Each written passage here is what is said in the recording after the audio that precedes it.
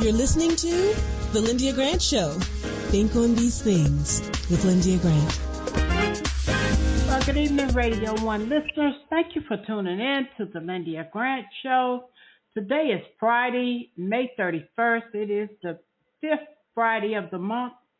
And we are so happy to be back here with you again today. We are here on Spirit 1340 WYCB, the oldest gospel station in the area and the first one in the country that plays contemporary music.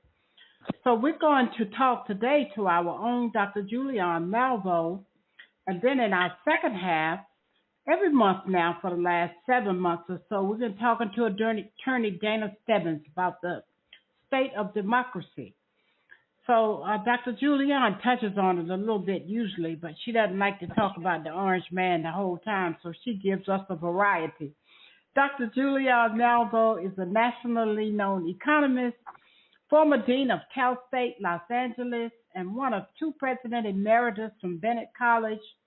She has her PhD in economics, and she always brings us up to date on what's going on in the world with money and how our country stands and how it looks for us at home. Dr. Julian, what you got to talk to us today? I know the trial is winding down, so I know we can't help but to mention that.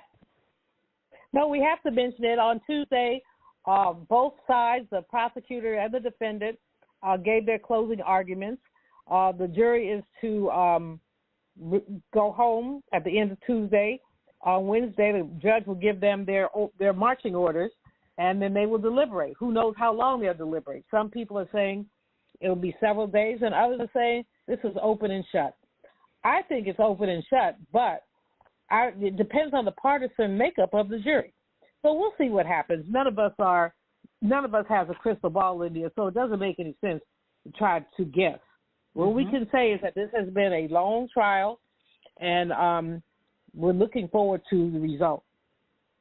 Now, speaking of the trial, actually speaking of the orange man, what we know is that I mentioned to you last week, and I'll mention it again, Project 2025. It's a project that the Heritage Foundation has written up. It's a 900-page book that lays out what a Republican president would do if elected. Now, I say Republican president because the Heritage Foundation is nonprofit. They can't say Trump, but you know that's what they're talking about. This 900-page book has several entries from former Trump officials, staff members. Ben Carson has a piece in there, Scott Miller. So all the usual stuff, Peter Navarro, who is right now in jail. So the usual suspects. What worries me about Project 2025 is its implicit attacks on black people. They say that they would eliminate DEI, diversity, equity, and inclusion. They would eliminate affirmative action. They might even eliminate the Department of Education, sending Title I monies, which are the monies for poor children, to the states for the states to distribute. You know, whenever the money goes to the state, it doesn't go to black people. So this is the plan of Project 2025. The former president says he is not necessarily being guided by them. He has his own thing, Project 47, which means he hopes to be the 47th president. But that thing is even worse than Project 2025. He would become a dictator. They would fire people. They would imperil the civil service system. And what's interesting about that, Lyndia, is while black people are 12.6% of the population, we're 18.2% of the federal workforce. So when you start attacking merit-based civil service, African Americans are going to lose a disproportionate number of the jobs. Well, we're not surprised. But I would just ask our listeners, if you just feel like catching up on this, and please do, because I find that so many of us don't know about this, just go on to project2025.org, project2025.org, to see what they have up their sleeves. And I'll tell you, none of it is very good. Now, let's come to the Middle East, where, of course, Netanyahu said there was a tragic accident when they dropped a bomb in Rafah, where at least 40 civilians were killed. These were people who had been told to move from one place to another place. They were living in tents. How do you do that? Well, he just does it. And like he never apologizes, but so I guess tragic accident is as close as he comes. It is an international crime what he's done, this last one. And Biden warned him. But President Biden has to show up now as a man of his word. He said that if Israel bombed Rafah and did anything over there, that he was not going to send them any more weapons. Let's see whether he does that or not. Meanwhile, Congresswoman Jay Paul has said, we're not standing with Biden anymore. She spoke at a Palestinian rally over the weekend, and she said, no, enough is enough. Many people have said that. Norway, Ireland, and Spain have all recognized a Palestinian state. In response, Israel has said they're pulling back from those states. Well, go on with your bad self. Enough people have had enough of this. More than 13,000 children have been killed. They're saying up to 35,000 people. These people have nothing to do with this war. They're called, quote, collateral damage. We did commemorate Memorial Day on Monday. President Biden was masterful, basically when he spoke. He talked about freedom. His quote, freedom has never been free or guaranteed. Every generation has to earn it, fight for it, defend it in battle between autocracy and democracy. That was President Biden. Mm-hmm. In contrast, you had the orange man lashing out at people, talking about the judge. He did not even have the common decency on Memorial Day. On Memorial Day, when we commemorate those people who died in wars, he's sitting there lashing out at Biden, lashing out at the judge, just behaving like his usual self. We're not surprised, but we are saddened. This man has not grown up, and I guess he won't. Now, let's talk for just a second about the Supreme Court. In South Carolina, a voting map would have created a second majority black congressional district. The Supreme Court rejected that map. He said that they were being too racial. The original map gerrymandered black people out of a majority district, put them someplace else, so they couldn't get two districts. The Supreme Court says, oh, well, you can't use race as a factor. Supreme Court, oh, well. We know that this court is biased. We already know about Judge Alito and his flags. So what is very challenging and frightening, really, is the extent to which they're taking back years of precedent in terms of this. And so this is a Supreme Court ruling. It cannot be appealed. Perhaps the South Carolinians are going to be able to take another bite at this map, but right now it is not a good thing. And so we see so many things going on. This week, of course, Congress is on recess, so we won't see very much work. But when we talk again next week, we'll have plenty to talk about. All right. Well, thank you, Dr. Julian. I'm telling you, we are in a mess in the United States of America, but we appreciate you for keeping the people up to date for those who don't care to listen to the news. All right. Okay. Thank you. Back to a commercial break, and we'll be back in a moment. If it wasn't for my care coach at AmeriHealth, I probably wouldn't be so healthy right now. As a man, we don't get checkups or see a doctor regularly anyways. It's probably just a man thing because none of my partners go either. We know we should, but we just don't, and hope it works out. So what changed for you? AmeriHealth assigned me a care coach, somebody that gives one-on-one help, answer questions, explain things, and help set my appointments. She also helped me understand what having high blood pressure really means and ways to manage it so it doesn't kill me.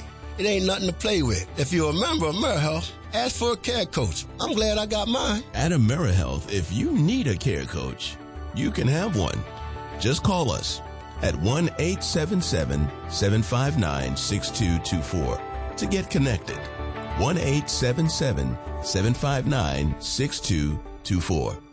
This program is funded in part by the government of the District of Columbia Department of Healthcare Finance. Mayor Muriel Bowser. Washington and former religion columnist Lyndia Grant. Rosa Parks refused to give up her seat on a segregated Montgomery bus. In lectures on brotherhood, Ms. Parks often said, "People always say that I didn't give up my seat because I was tired.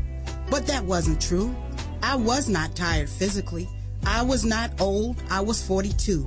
No, the only tired I was tired of giving in. Driven out of Montgomery by harassment and death threats, Detroit, Michigan became her new home. Rosa Parks will always be remembered as the mother of the civil rights movement. Raised in the AME church, she once said, "I remember finding such comfort and peace while reading the Bible."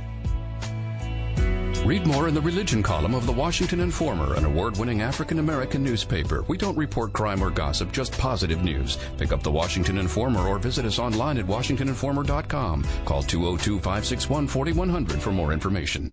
This is Frank Smith with the African American Civil War Museum in Washington, D.C., located at 1925 Vermont Avenue Northwest on the Green Line. Did you know that a recent study found that children who visit museums do better in school and in life than children who do not? So parents, teachers, and preachers, let's get moving.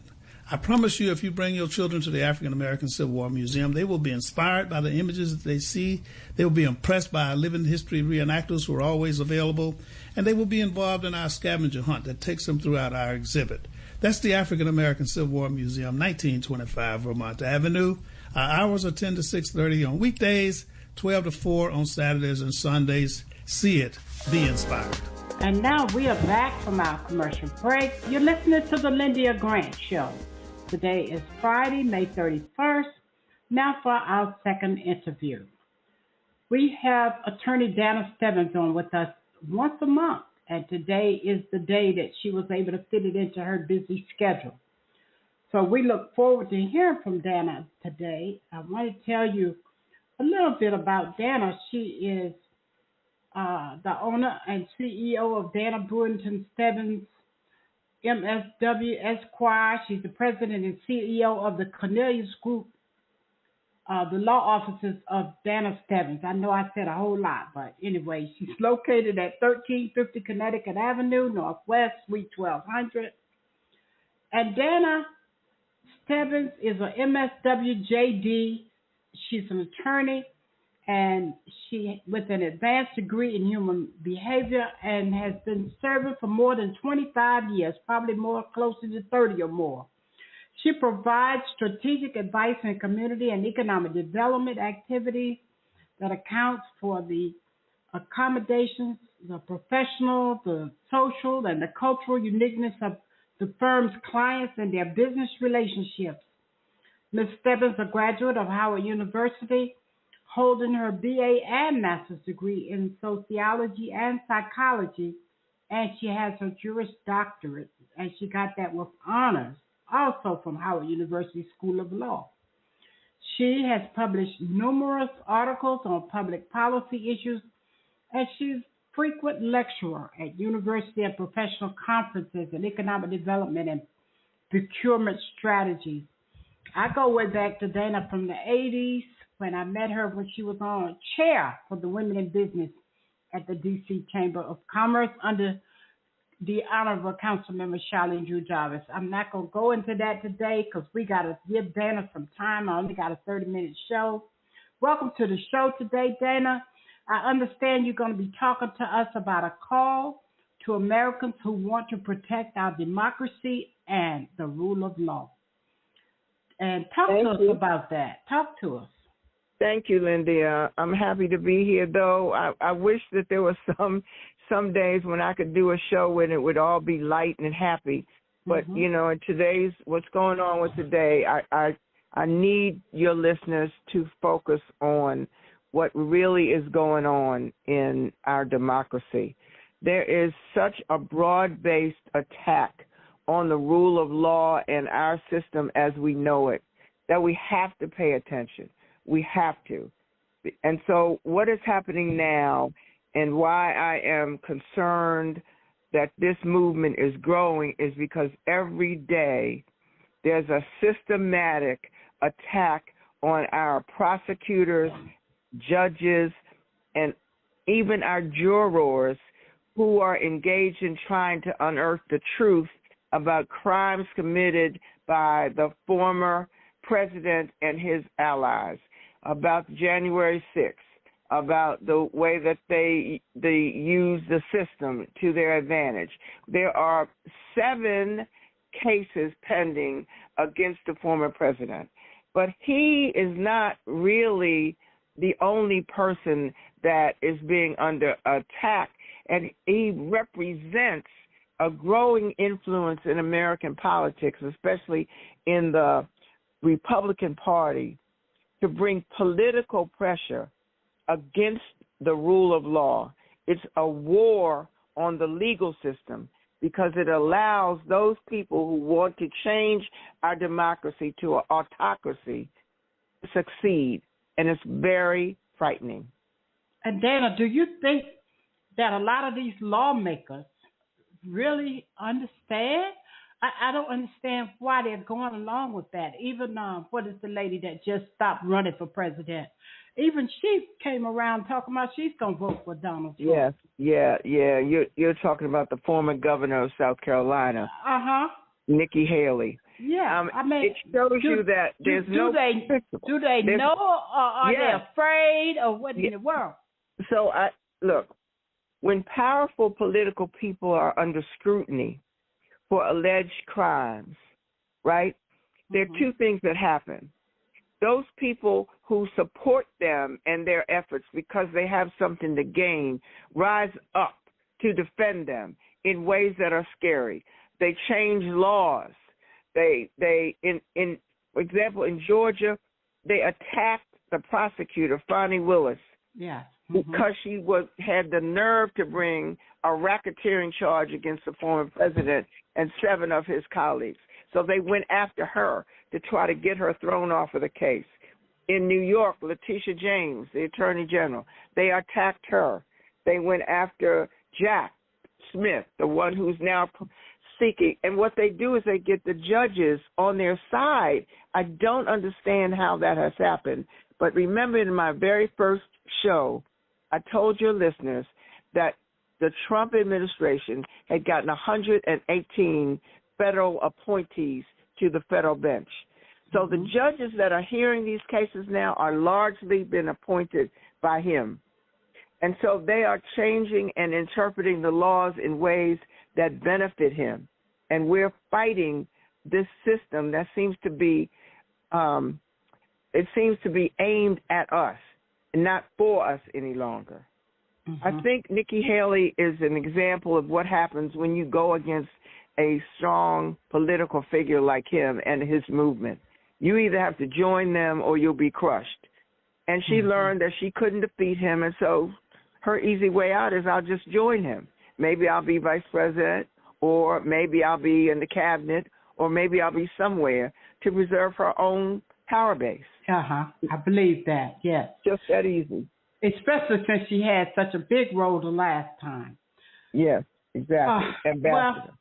Well, what about, what's the question, how can you answer when powerful political people go under scrutiny for alleged crimes like Donald Trump? What happens when their powerful political people also go under scrutiny? Because let's just say that you are engaged in activities that really are unlawful and unethical. You need other people to help you do that. You can't do that by yourself. So you have a whole lot of people in Congress on the Republican side who have been aiding and abetting Donald Trump since the days when he was just a multimillionaire trying to control everything. They got donations, they got contributions, they supported him. Now what they're doing is being called upon to change the laws so that they can protect him and the rest of them. Because if he goes down, the rest of them are going to go down. If that happens, a whole lot more people than Donald Trump will end up in trouble. So that's why they're coming out there in those suits, in those suits and red ties and trying to show some allegiance because they're getting scared now. That's right.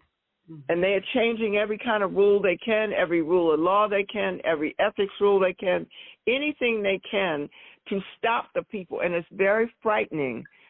For example, Fani Willis has had to leave her home with her children because of death threats, because of bomb threats, because she went after this one man.